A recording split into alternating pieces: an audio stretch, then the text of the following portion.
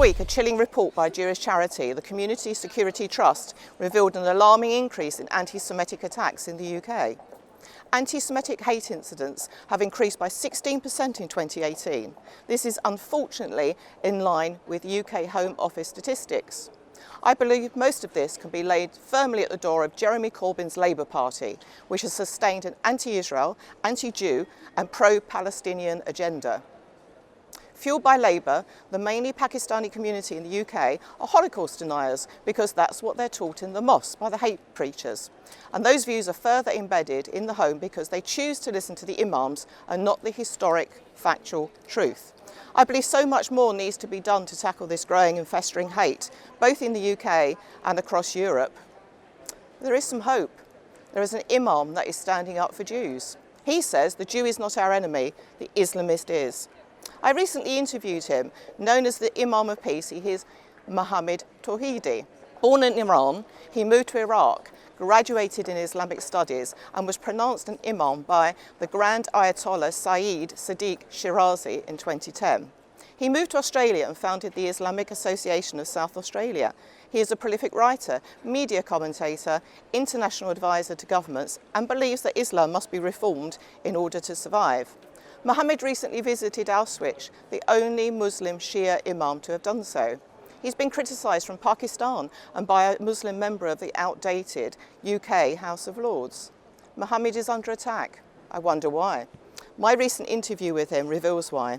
You oppose Muslims who make justifications for domestic violence and has been critical also of the treatment of women in Islam.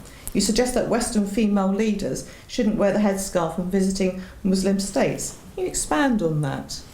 Indeed, Janice. I do have certain views that do not seem mainstream.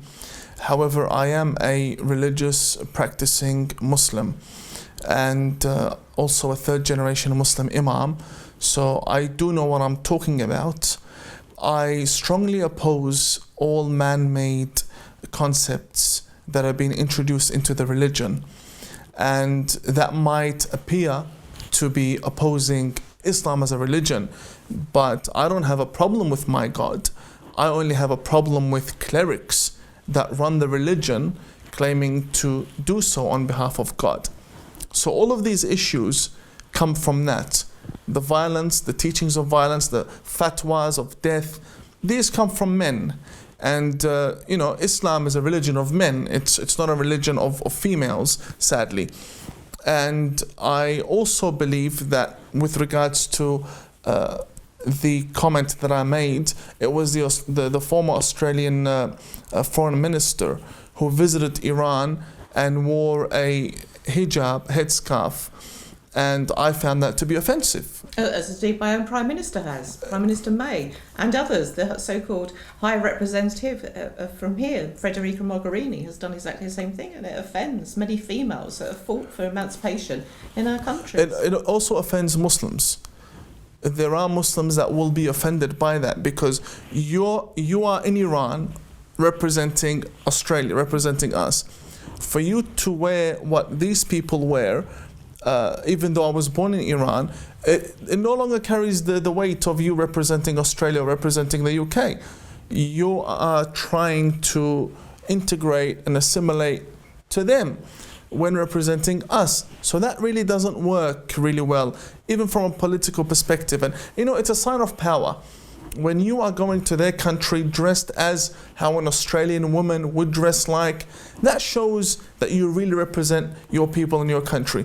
When you go to their country and you're dressed and how women in their countries are dressed like, that shows a sign of weakness. Now, I'm not gonna lie, I do go to different countries and I dress as they do. In Indonesia, I dress in the nice Indonesian clothing, but I don't represent a country. Nobody's voted for me. I am myself. But when you represent a government, you should represent the government in your dress code, in your food, in your meetings, in everything you do. That's why I said that she shouldn't have worn the hijab there. I totally agree. And when you think about, we only got the vote 100 years ago in my country, and it's very, very backward to then subjugate to men, because Islam is run by men. I know many Islamic women as well, and I've got friends but we should not be wearing those headscarves covering our heads, because it's an anathema to not only our religion but also our freedom as women. So I'm glad you agree with that. There's a lot of controversy across Europe and in the UK about halal meat, and lots of brands saying this is halal certified. They've had a lot of backlash. You actually say that halal certification is a money-making scam. Why? Well, there are many businesses run in the name of religion. Some of them take form in the form of private schools, some of them in marriage centers, some of them in giving advice, Sharia courts. One of them is the halal certification issue. So I know as a Muslim, in order for me to be able to eat a product, all I have to do is read the ingredients, make sure there's no animal fat, there's no gelatin from pork, from pig, and I know that it's good to go. All of the vegetarian products are halal. All of the vegan products are halal. There is no contact with animals or animal meat or animal oil. So all I have to do is read that. Also, all Muslims know which Muslim store sells halal meat. So in a Muslim community, the Muslim butchers are well known. Middle Eastern stores sell meat. All Middle Eastern stores sell halal meat because the Middle Easterners shop there. And for someone to come, and this person is just a businessman, he's not a religious authority, nothing, just gives the clerics their cut, creates a logo, and then approaches these companies that have nothing to do with Islam, such as cosmetics, Mazba, Twix, and say, well, you can't sell this to our people without this logo. The issue is, Catholics, Anglicans, Jews also eat these products, and you're putting your Islamic terminology on there. Would you eat a Mazba with a cross on it? Would you eat a Mazba with, for example, that's kosher? You wouldn't. You'd want it to be halal. So I believe that this entire issue is a scam. In Indonesia, they have halal toilet paper. Who eats toilet paper, right? It's nonsense. And I think it's all money. It's all about money. It's all about scamming the people. And look, the halal industry is $1 trillion industry in Australia alone. Around the world, it's something else. Instead of trillions of dollars, make a website that costs $500 with all the halal products that Muslims can eat and the products Muslims can't eat, or an app. And when you're going into a shopping center, you want to make sure if you can eat this or not, scan the barcode, scan the sign, or look up the name, and it should be able to tell you if it's halal or not. You don't need to then go ahead and tax citizens around the world. You know, what were Muslims doing in America 100 years ago?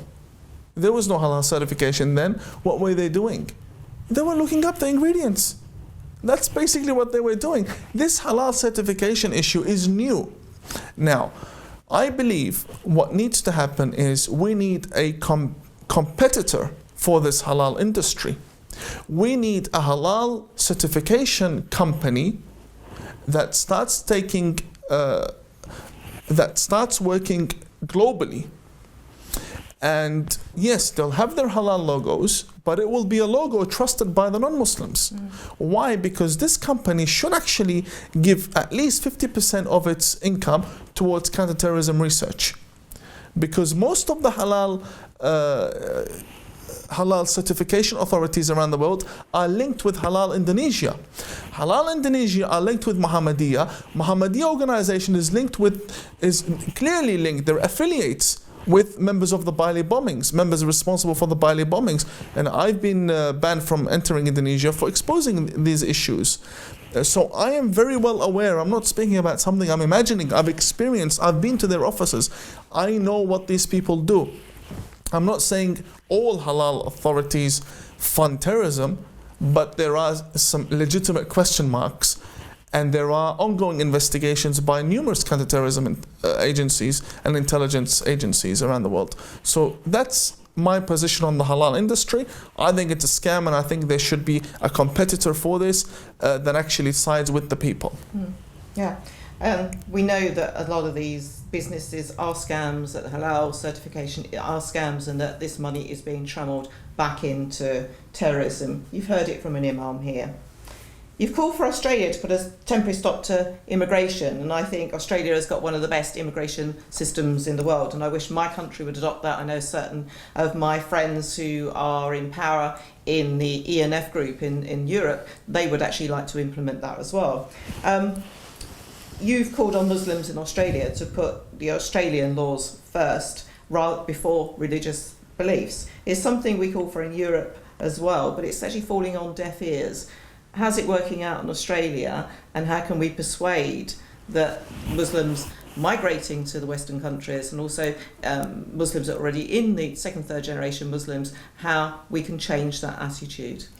With regards to your question on immigration, I myself was born as a refugee in Iran, and I migrated to Australia with my family.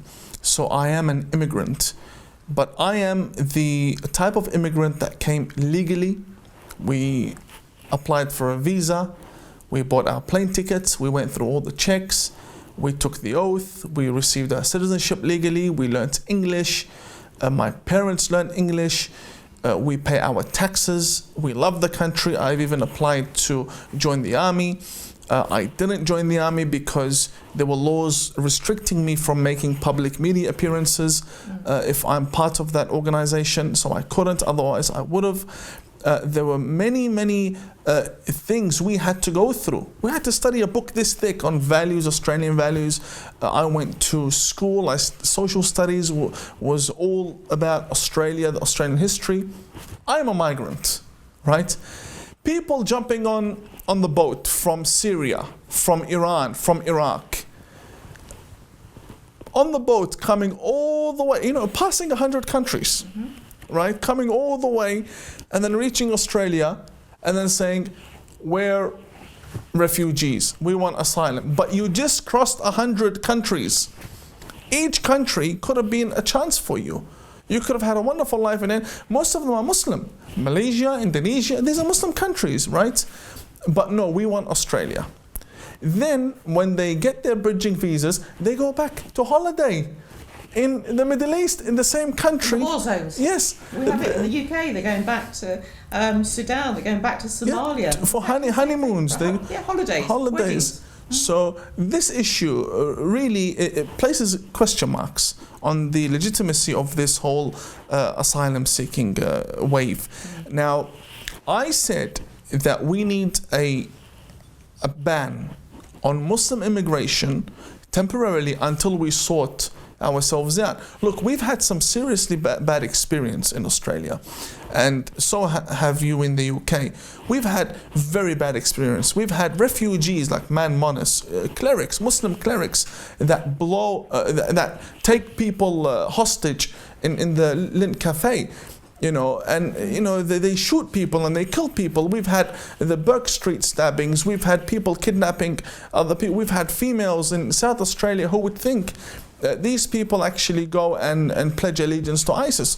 So we've had bad experience. We have now what is being referred to as jailhouse jihad in our supermax prisons. These people majority of them are refugees, right? So we've had bad experience. So what happens when you have bad experience? In every company, in every organization, in every department, in every organization, when you have bad experience, when you've done something wrong, you have a meeting and you discuss policies and plans to make this better, right? The first step is to stop everything and start again. Stop everything and start a new assessment. That's what I'm calling for. There's an issue here. So let's reassess our policies. And if we call for that in Europe and we call for it at home, stop all Muslim migration until we've actually integrated the Muslims that we've got in our country. Because we cannot cope with this anymore. Because of multiculturalism, they're living in ghettos amongst themselves. I've met women that came to my country 50, 60 years ago, had to learn English because they had to take their kids to school, they had to go and buy produce, etc. And now, because they've allowed to just live in their own communities and not integrate, and we've had so many more that have come in, they've forgotten how to speak English because they don't have to. And if you can't speak English, you can't then express yourself. Also, you can't monitor what your children are doing online as well. So, extremism doesn't come in Arabic or Pakistani, it comes in English as well. And so when we suggest that in Europe, that we should have a halt on Muslim migration, we're called extremists. We're far right for calling for the same policies that you are, an imam. Sadiq Khan is clueless.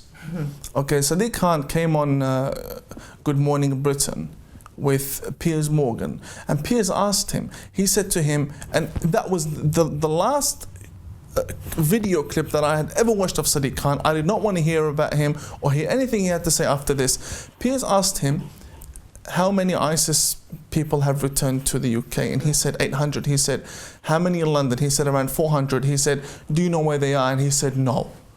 Right? So that's not... This is the man that is partly responsible for policing and terrorism. Yeah, he doesn't know. We call him Mayor Can't. Yeah, he does not know where these extremist people are. And in Canada, I met a lady, a Yazidi lady from the Yazidi community, who was raped numerous times and kidnapped by ISIS terrorists, and she made her way to Canada. She saw her captor on the bus in London, Ontario.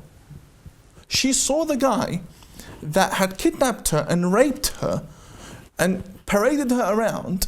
She saw him on the bus, and Barbara Kay has written an article about this in the National Post, because we were together in the same event when we met this lady.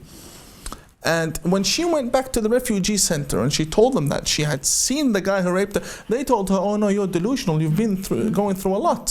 So I think, calling for a complete ban on these countries sending their people over, I think it's completely reasonable. We have bad experience, we've had bad experience. It's a time for us to, refresh our minds, refresh our policies, and even change the politicians that have been in this position for a very long time, done nothing but corrupt the whole system. There's a lot that needs to be done. It's not racist to love your country. It's not. Look, I'm a Muslim, okay? I came to Australia. I would die for Australia. I would join the army any day to defend Australia. Then I see the guy we ran away from moving in the same neighborhood. How does that make me feel?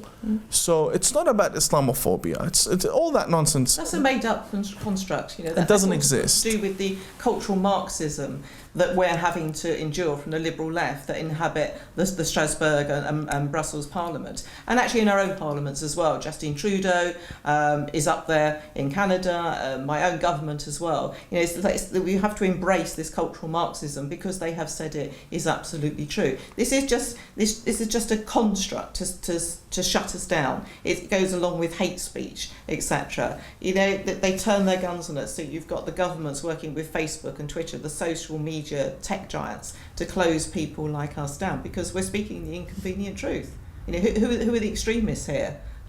You've got an Imam of Peace explaining exactly what we should be doing, but there's people that want to shut him down. There's people that want to shut me down as well because we are telling the inconvenient truth. Indeed. Moving on. Obviously, in the UK and Europe, we've been under attack from Muslim extremists, some homegrown, some imported, and some influenced by hate preachers. What's your message, one, to those that have been radicalised, like the Manchester bomber, who believed he would go to heaven for killing little girls and their mothers, and what politicians should be doing to prevent more attacks, prevent extremism? And lastly, do you think Islam is compatible with Western values, and do you think it's reformable in the context of the two previous questions? As for the radicals who wish to blow themselves up, I would say one thing, and that is the guy who convinced you to blow yourself up would have blown himself up first if it was true. that you would go and get 100 castles in heaven and virgins everywhere. If that was true, he would have done it first. But the fact is, he's sending you because he's working as a political front for some other organization. That's why you're being the victim here.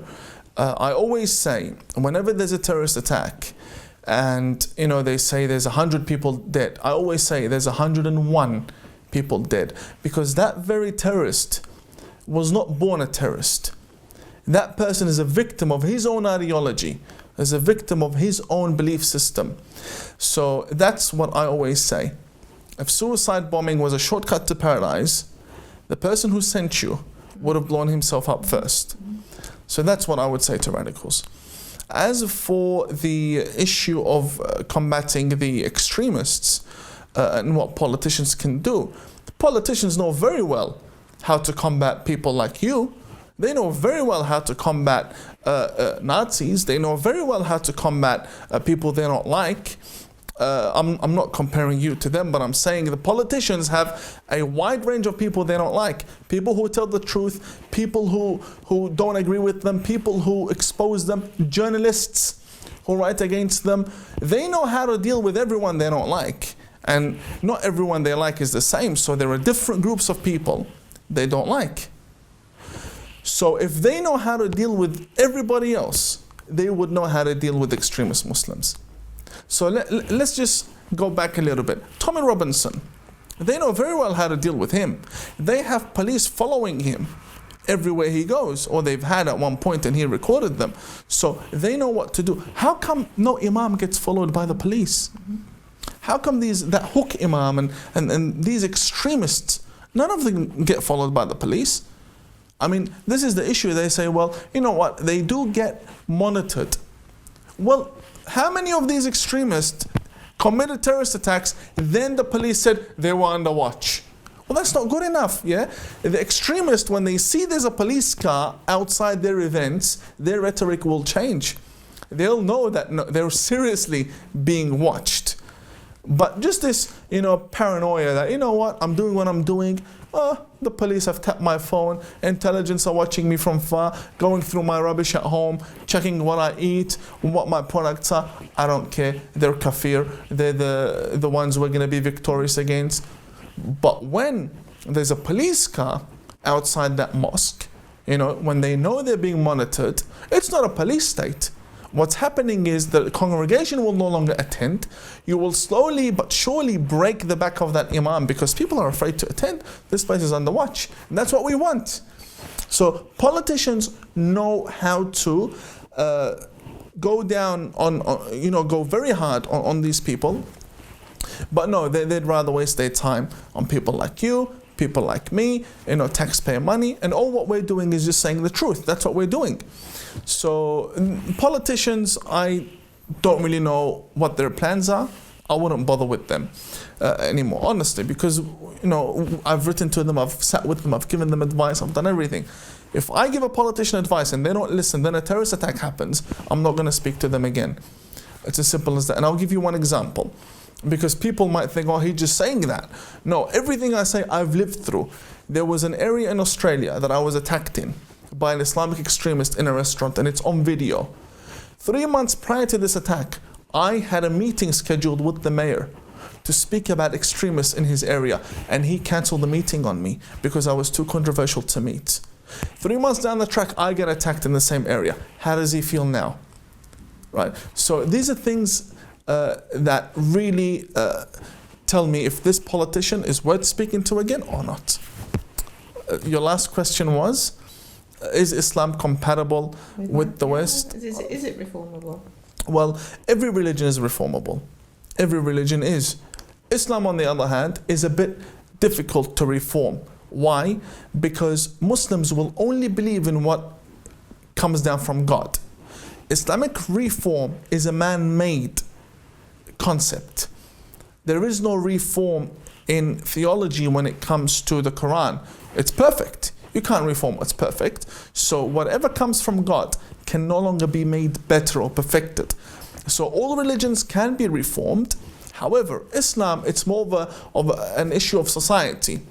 If you gave me a verse from the Quran that said beat the woman, I could give you a verse from the Bible, from the Old Testament. That doesn't sound very peaceful. The issue is books being fixed and rewritten doesn't solve the issue. Most Muslims can't read the Quran. Most Muslims aren't even Arabs. No, it's the interpretation right? by the Imams. Yes. So I think it's more of a cultural and societal issue that we need to reform Muslims on a social level, right? And we need to start from the West, because here is where we have freedom of speech. So you'll have people like me, Majid Nawaz, Tariq Fatah, Rahil Raza, and our communities that love the West. We don't have a problem with the West at all. And there's one issue. Not everything falls under the Quran in Islam. We have hadith that need to be fixed. We've got sermons, we've got teachings, we've got history books. So it's not all the Quran. The Quran plays a very small role in the life of every Muslim individual. And I'm speaking on a realistic level. Yes, it's the most important book, but it doesn't play the major role, right? So, for example, and I'm going to have to just go very briefly here. A Muslim sitting in the UK has the Quran next to him, will do nothing to damage the society. Most Muslims are like that. They're sitting in the UK, they will not use the Quran to blow themselves up. That's most of them. But if one mufti in Saudi Arabia tells them to do something, they'll listen to the mufti and blow themselves up. I mean, I stood in 2010 in the general election for David Cameron for my sins, for the Conservative Party. And I stood in a place called Batley-on-Spen, and it had a 15% then of Muslim demographic. And there are many Pakistani Muslims and to a degree from India as well.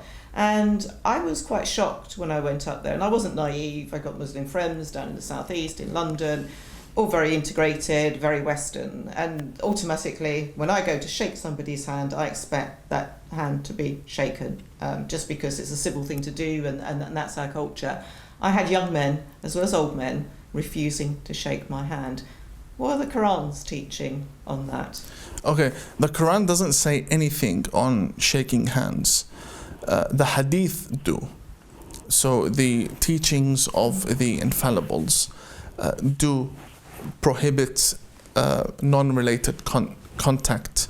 So if a man is not related to a female, then they can't shake hands unless they're family or married or so on and so forth. And you find that with rabbis as well. Most rabbis don't shake hands. I think this issue stems from a more Abrahamic teaching that there needs to be a bond between the man and the woman for them to have contact. From a jurisprudential perspective, Muslims don't allow it. However, there are many imams that allow it. There are many ayatollahs, grand ayatollahs and muftis that allow it. For one reason, and that is, well, for two reasons. One is if a lady extends her hand and you not shaking her hand makes Islam look bad, right? And it puts you in a position of haraj. Haraj is like discomfort. There's no way out of it. Then you can shake her hand if there's no way out of it. That's what some of them say. Another group comes and says, you know what, that's their language. That's how they say hello. So you're not going to convince this woman that she's going to have to wear a burqa. That's how they say hello. That's their language. So by you shaking her hand, you're saying hello to her in their culture, in their language. And these people allow it. So not all Muslims are against handshaking, but the majority are, and the most powerful people are. But I have to get this off my chest. Most of these imams are hypocrites. Most of them will preach that you can't shake the hand. And if they were to go and win the lottery or win a car or win a raffle or, for example, sell their vehicles or buy a vehicle, and it came down to that one handshake, in order to seal the deal, they would shake the hand, right? I know what these people are like. I swear, and I've seen them. I've seen them. They're buying a building to turn into a mosque. The person selling is a female. If you don't shake the hand in some laws, then there is no seal to that deal. They'll shake the hand to buy a mosque and then go inside the mosque and say you can't shake a female's hand. But the mosque was bought based on a handshake. So there is that hypocrisy that goes on, and I don't like it. I don't support it. I say, you know what? Do whatever you like in your life. There's a wonderful phrase in Arabic, and it goes like this: believe in your stone, but don't stone me with it. That's the policy I follow. I think that's very wise. You spoke a lot of common sense here today. There's so much more to talk about, and we will. I'd like to go into the whole situation of burqas, etc. Very big issue, but we haven't got time today. You've got a lot of enemies. Do you fear for your life? Well, a quick Google search will show you that my house has been attacked, my vehicle has been destroyed. You know, I've got a scar over here. This is an injury, but I've got an actual scar from being attacked. I think I've made peace now with the fact that I'm, you know, who I am. Yeah. Yeah. So you're at the Regeert Builders. Julian Assange, Tommy Robinson, others whose lives are under threat, and indeed as politicians as well. You know, we receive death threats almost on a daily basis. Many people tell me, why do you go out a lot? I mean, every time I post a picture online, they say, but you've got death threats. What, you want me to stay at home the whole day? They've won. They've won when they do that. Look, you know, we're united in defiance, I think, Mohammed. Thank you so much for coming to Brussels. And I'm sure we'll be meeting again soon. Definitely. Thank you very much. I'm Janice Atkinson, reporting from inside the European Parliament.